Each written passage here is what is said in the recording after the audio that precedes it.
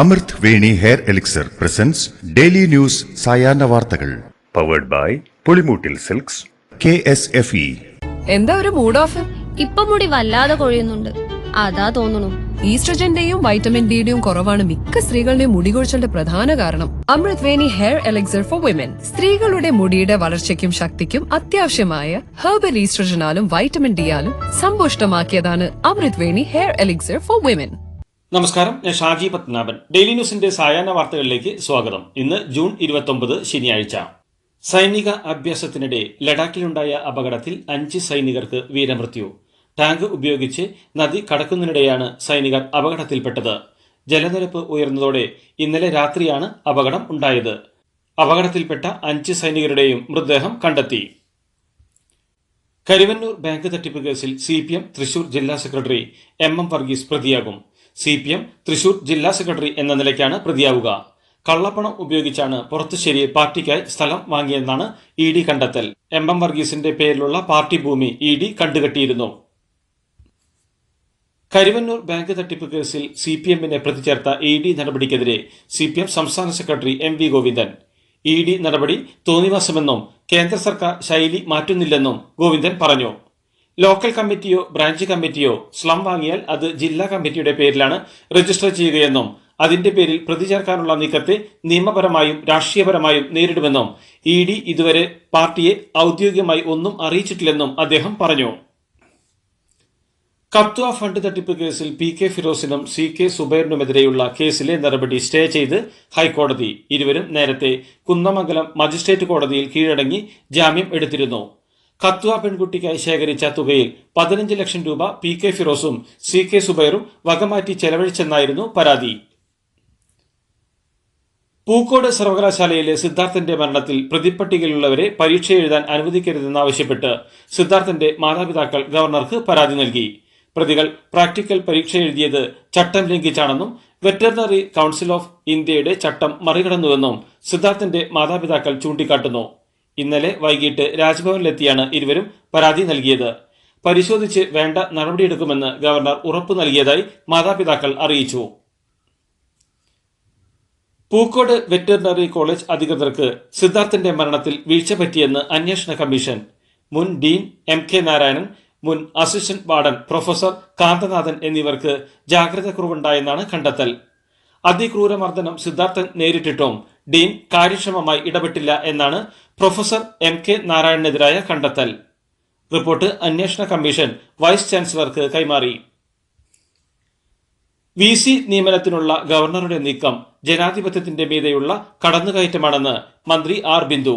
ഉന്നത വിദ്യാഭ്യാസ രംഗത്തെ സംസ്ഥാന സർക്കാരിന്റെ പ്രവർത്തനങ്ങൾക്ക് തടസ്സം നിൽക്കുന്നതാണ് ചാൻസലറുടെ ഭാഗത്തു നിന്നുള്ള ഇടപെടലുകളെന്നും മന്ത്രി മാധ്യമങ്ങളോട് പ്രതികരിച്ചു. മലബാർ മേഖലയിൽ ജനങ്ങൾ അനുഭവിക്കുന്ന വിവേചനം തുറന്നു പറയുന്നവരെ CPM മതരാഷ്ട്രവാദികളാക്കുന്നുവെന്ന് മുസ്ലിം ലീഗ് മുഖപത്രം. BJPയുടെ പണി എളുപ്പമാക്കുകയാണ് CPM ചെയ്യുന്നത്. മുസ്ലിം ലീഗ് മുഖപത്രമായ ചന്ദ്രികയുടെ മുഖപത്രത്തിലാണ് ലേഖനം. CPM മുഖപത്രമായ ദേശാഭിമാനി ഈ വിഷയത്തിൽ പ്രകടിപ്പിച്ച അഭിപ്രായത്തിന് മറുപടിയായാണ് ചന്ദ്രിക ലേഖനം പ്രസിദ്ധീകരിച്ചത്. പണ്ട് മുത്തശ്ശിയുടെ കല്യാണക്കഥ കേട്ട മുതലെയുള്ള ആഗ്രഹമാണ് അന്നത്തെ മുത്തശ്ശിയെ പോലെ എന്റെ കല്യാണത്തിന് എടുത്തൊരുങ്ങണമെന്ന്.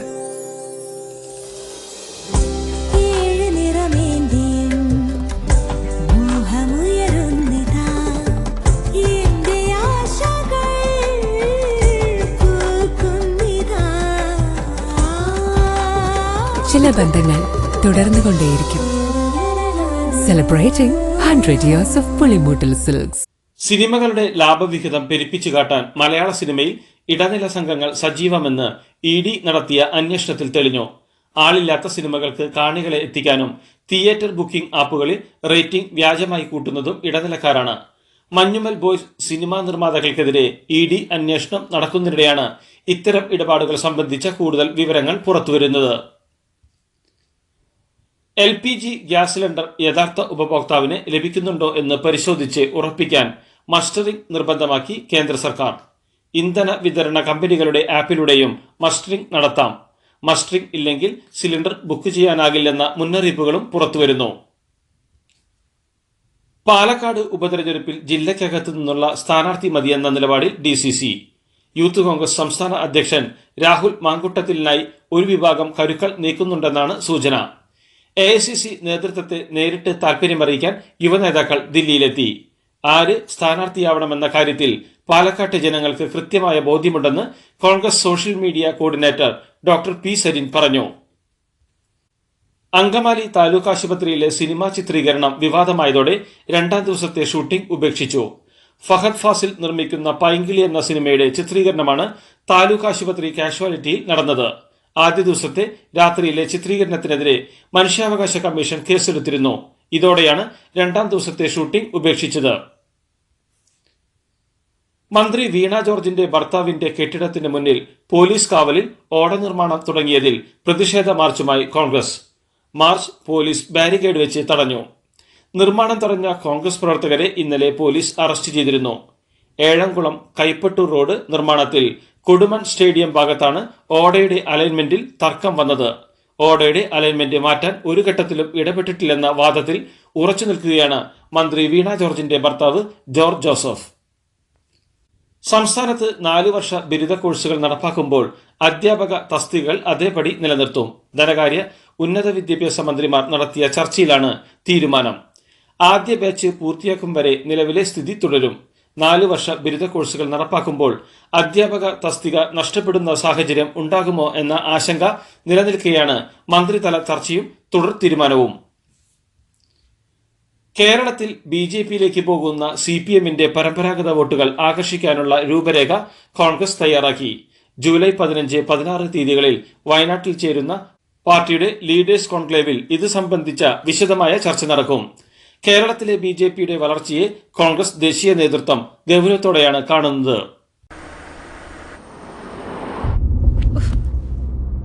ഇതിലെ നല്ലത് ബസ്സിൽ പോകുന്നതായിരുന്നു.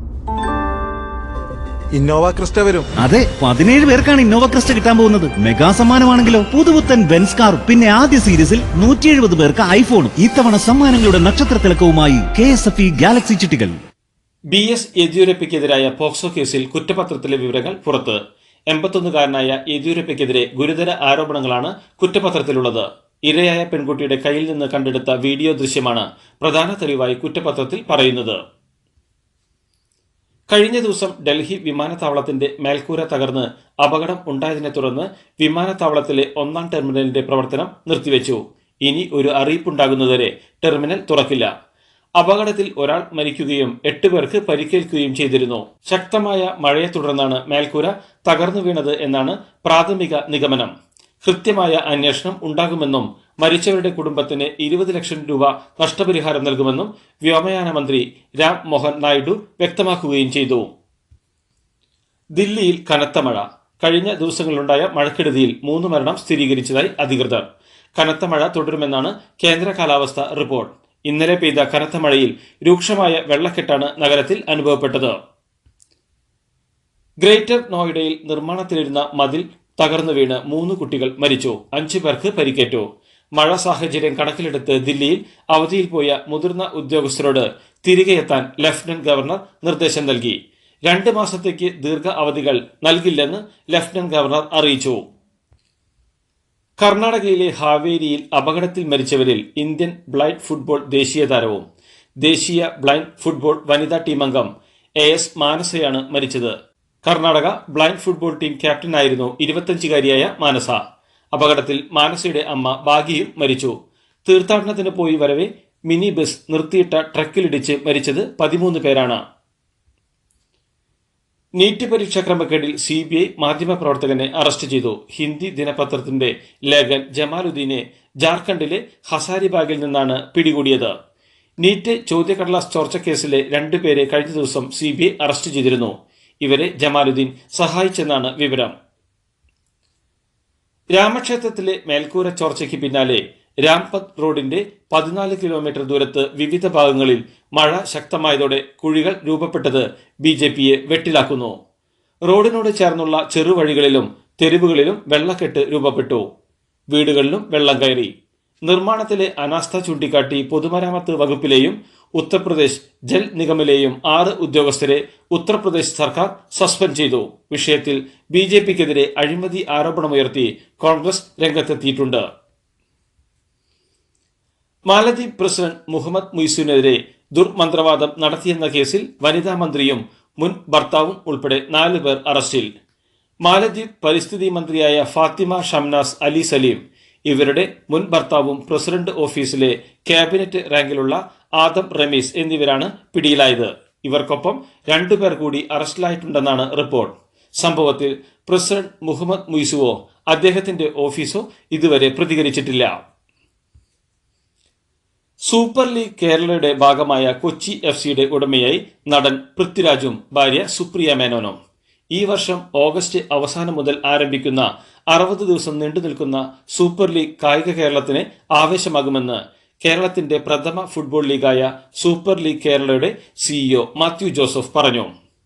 കൊച്ചി, തിരുവനന്തപുരം, കോഴിക്കോട്, തൃശൂർ, കണ്ണൂർ, മലപ്പുറം എന്നിവിടങ്ങളിലെ 6 ടീമുകളാണ് ആദ്യ സീസണിൽ സൂപ്പർ ലീഗിൽ മാറ്റൊരുക്കുകയെന്ന് super league Kerala managing director Firoz Meeran പറഞ്ഞു.